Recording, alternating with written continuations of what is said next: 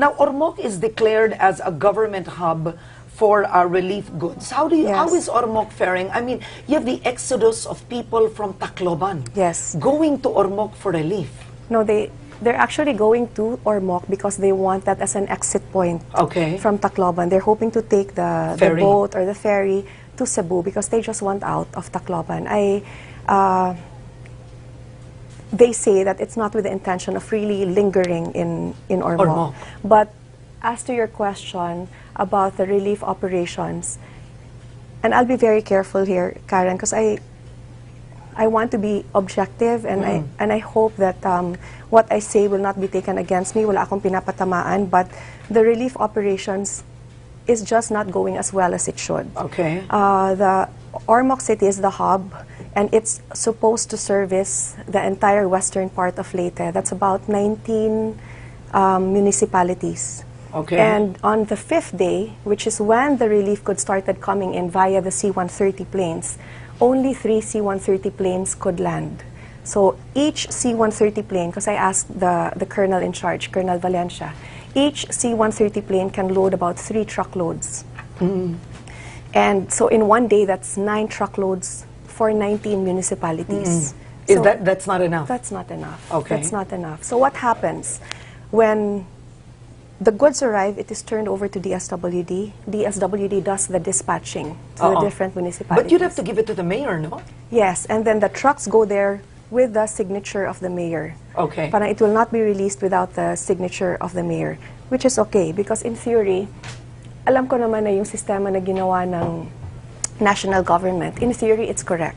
But just because the plan is perfect in their minds doesn't mean that its application on the ground will also be perfect. Because what happens is the goods are distributed so thinly that when it gets to the municipality, maybe one municipality will have 1 truckload after being without any relief goods for 4 days. So anong gagawin ngayon? Pipiliin kung sinong pagbibigyan. Ay, may ganun. Mas magulo. Because for relief operations sana to be really effective and to be felt, it has to be massive eh. Dapat sabay-sabay dumarating yung goods na en masse talaga, and talagang nalulunod yung lugar ng relief. Ng relief. Hindi, so yung sinabi ni Secretary Gazmin on Head Start, I think it was 2 weeks ago or last week, that the problem they have is barangay captains, mayors choose beneficiaries. Is true? Yes, it's true. It's true, Karen. And I'm not just talking about my district. It is reflective in all the other municipalities. May politika talaga, Karen. We have to remember, kakatapos lang ng barangay elections. Pagdating mo sa barangay level, sino yung namamahala ng relief goods? You rely on the local leaders there, the barangay captains. And then, another fault with the system is, ang tinitingnan ng listahan ng mga munisipyo is the voters list. Are you serious? Yes. Pag hiningi mo yung listahan, voters list ang ibibigay sa'yo. You do not look at the voters list. This is not an election, Karen. We are in a crisis. We have our own list. We have our own coordinators. And we go per household. We have the number of households per barangay, and the discrepancy is big, ha? Kunyari, kasi hindi naman botante ang lahat eh. Exactly, and just because hindi ka botante, hindi ibig sabihin na hindi ka na pwedeng tumanggap ng relief goods. You are just as much as a victim as the next person. So, yung voters list, kunyari yung sa voters list, 300 households lang, ay 300 lang. Pag tinignan mo yung list na ginawa ng coordinators talaga, he counted 800 to 700 households. So, the goods that we were able to get from, kasi lahat ng goods ng national government, it's being entrusted to the local government, diba? So, the goods that we have been able to distribute are those from private individuals, from NGOs, from our friends. And when we do go in a barangay, we will not attempt to go into a barangay na kulang-kulang yung relief packs for the number of households. So, it's very important, especially in a time like this, na pagpasok sa isang barangay, bilang mo kung ilang households, you have more than that number in terms of relief packs para lahat pantay-pantay, lahat nakakatanggap, dapat walang color coding, walang politika. Kasi may mga nagbibigay na sinasabi, hindi kita bibigyan, alis ka sa linya dahil yung payong mo, hindi yan kay mayor, or hindi tayo magkabalahibo. May ganon. Oh, yes, may ganon talaga. May ganon. I mean, even if we want to think na walang ganon on the ground, that is what is happening. Okay, all right. No, thank you for telling us that. Now, the mayor, by the way, of Ormoc is Mayor Codilla.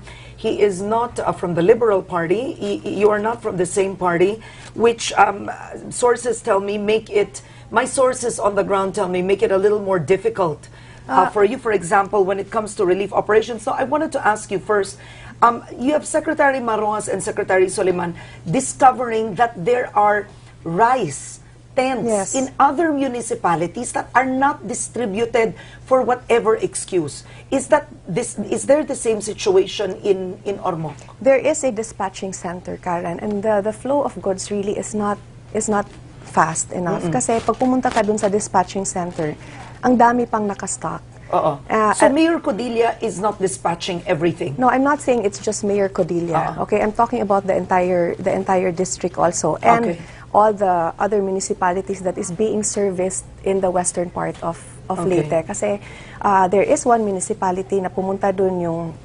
nakakuha na sila ng truck for their municipality. Pagdating doon, may mga barangay na hindi binigyan kasi nga hindi kaalyado. So what does this guy do? The councilor from that municipality comes to me and says, "Ma'am, wala talagang bigas. Gutom na yung mga tao sa barangay, ayaw bigyan ni mayor." So sabi ko, since you are a councilor and you have the personality, you go to the DSWD dispatching center, humingi ka na lang ng bigas and explain to them the situation na hindi kayo pinamahagian ng mayor. So he goes to DSWD and he just had a small car, Karen. Hindi naman niya kukunin yung 20 sakong bigas, siguro just 1 or 2. And he explained, naintindihan naman ng colonel in charge and pleaded also on his behalf. And this guy traveled far, mga an hour. The municipality was an hour away. And this was after 4 days of having nothing. So they go to DSWD and DSWD just refused to give him even just 1 sack of rice. And why is that? Because it needed the endorsement of the mayor. And I know, I understand rules, but there also has to be some flexibility in a crisis like this. Diba, pag may taong gutom, ano ba naman yung isang sako sigurong bigas, hindi naman niya hinihingi yung... Maybe also on the side of DSWD, they're thinking, and I'm not being critical about DSWD, I'm just telling it as it is, as I've seen it happen. Okay. All right. Now, clearly there's presence of the U.S. government. I mean, you were saying... The U.S. forces. The U.S. forces in your area. So, I'm just curious, I mean, do the U.S. forces know that goods have not been dispatched completely? In fact, can you tell me this? Okay, that is the reason why they went to Ormoc, actually, because they had heard reports of goods not being dispatched fast enough and goods not being able to reach the mountain barangays because logistically it's just impossible. So there was this wonderful commander, his name was Commander Joe Ring of the USS Mustin. It's a battleship. They sailed all the way from Hong Kong and they docked in Ormoc. And he actually went to the city hall and told the mayor and the local officials there that he had 3 choppers that they could use. It was at their disposal. All they had to do was tell him where they wanted the goods dropped, and he'll do it. 3 days passed. They never took the chance, Karen. They never took that the privilege of having choppers. It was at no cost to the government.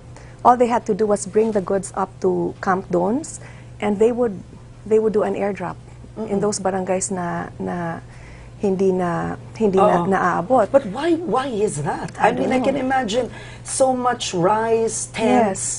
We did. We used the choppers, whatever goods we had at home from private donations. We turned over to the U.S. Navy, and they did that, and they said it was a wonderful experience because they'd go. And then they'd spend some time with the locals. With the locals, and the locals were just very, very happy. And I don't know the sense behind it. Maybe it's, for me, I'm guessing it's an issue of control because their idea maybe of effective relief operation is the people knowing that it came from them. Yeah. But in a crisis, it's not about the politician, it's not about who gave the goods, it's about it's really about the people being helped. So there has to be that selflessness that even if the people don't know where the goods came from, it's enough that those people are helped. Now, very clearly, I mean, does the president know that you have this problem? I have been telling the leaders of the Liberal Party, Yeah, that you have this problem. Yes. Yeah, the Secretary Soleman and Secretary Marrojas know I haven't that this had, exists. Yeah. I haven't had any luck contacting Secretary Dinky.